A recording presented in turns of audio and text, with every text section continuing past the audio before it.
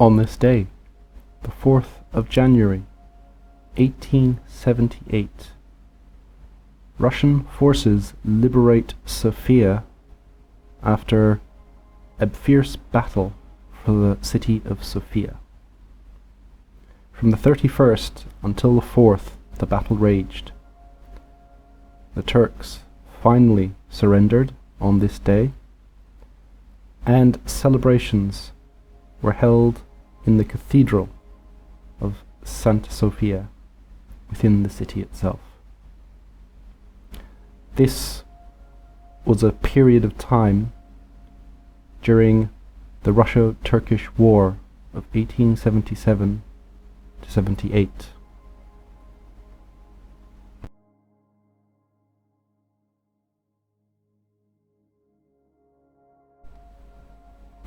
In 1856, at the Treaty of Paris, which was to close off the Crimean War, Article 9 had obliged Turkey to grant equal rights to Christians within the empire.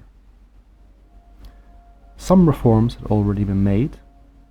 A decree talking about how Christians and Muslims would be equal had already been issued, and some reforms later on, like the abolition of the jizya tax and allowing Christians to join the army, had been made.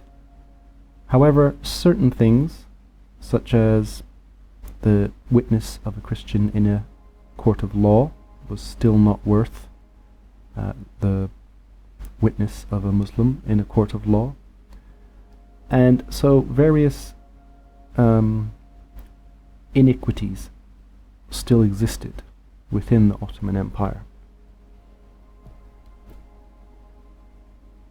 Between 1860 and 69, there were rebellions and massacres within the Ottoman Empire. In 1860, there was trouble in Lebanon. Maronite Christians and Druze and Muslims had been fighting and began killing each other. This caused France and Britain to start intervening, especially France, who saw themselves as the protectors of the Maronites. Between 1866 and 69, the Cretan Revolt took place. Towards the end of the revolt, hundreds of Christians were massacred at a monastery which had been used as a fortress for the Cretan rebels. This had caused outrage in the West, although afterwards the Ottomans did grant some sort of autonomy to Crete. Now, Russia was watching all of this, and it was biding its time to get its revenge for Crimea. It hadn't lost very much land during the war, but they did want to knock Turkey out.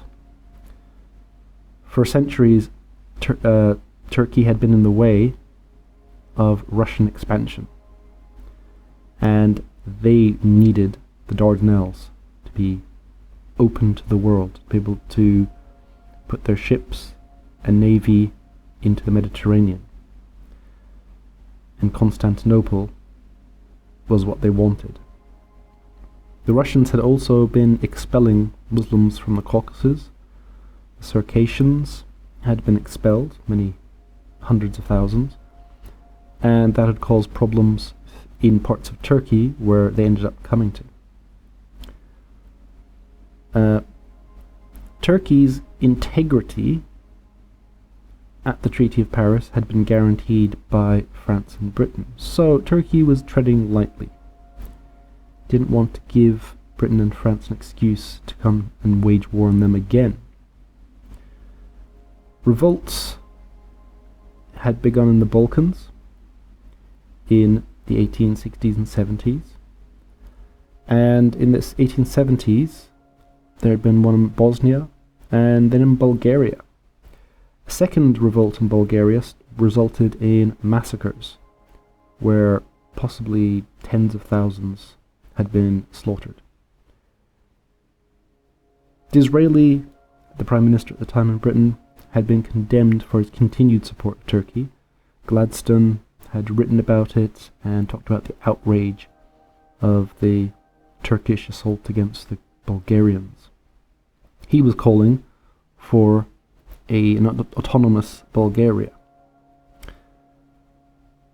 So Western powers went to Constantinople and they had a conference talking about Bulgaria and all the other problems in the Ottoman Empire. The Turks weren't invited to this, oddly, even though it's in their capital city, and they called for an autonomous Bulgaria. Turkey rejected it, and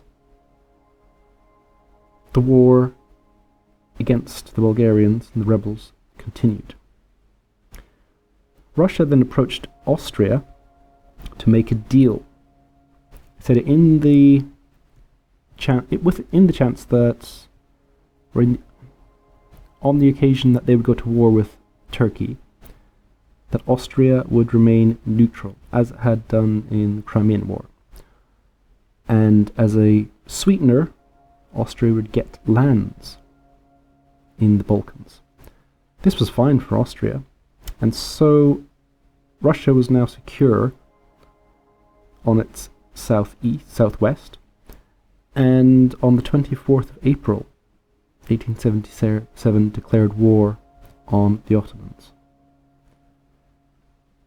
Romania, which was officially a fief of the Ottoman Empire, allowed the Russians to march through their territory. The Turks didn't like this, and so they started bombarding Romanian villages along the Danube. Romania then, as retaliation, declared independence, and it was in a very strong place because they had the Russian army there. So they went along throughout the Danubian plain, and they captured some forts, and they stayed away from the strong Turkish forts near the coast. They crossed the Danube and then fought their way up the Balkan mountains towards Sofia. And this is when they came to the gates of the city.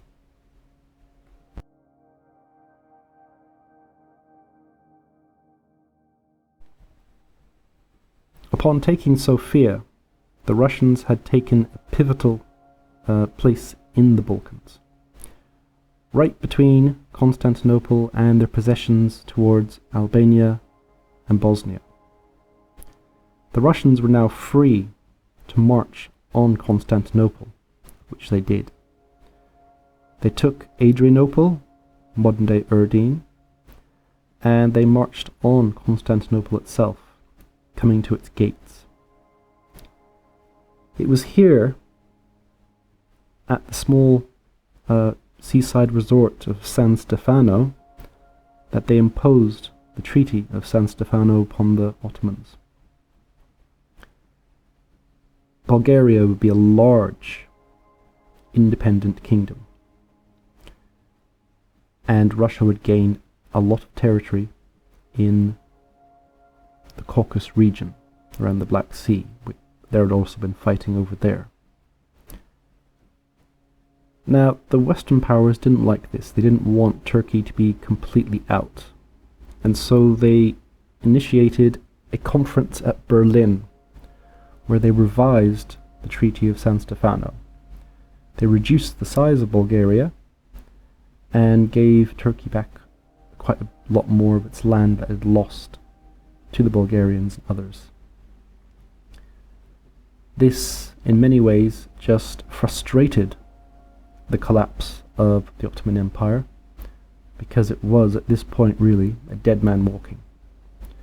The Russians could have knocked it out completely. The only reason they didn't was because they didn't want to have to go to war with France and Britain and possibly others. So they realized they probably had to back down again for a little bit and wait for a few more years. Those few more years would end up being 1915 onward. But at that point, Russia was not as strong. It had too many enemies on the west, and didn't have enough time to concentrate on Turkey. But on this day, the 4th of January, Sofia finally had been liberated from the Turks. If you like these videos, come back tomorrow for more. Comment, subscribe, and like.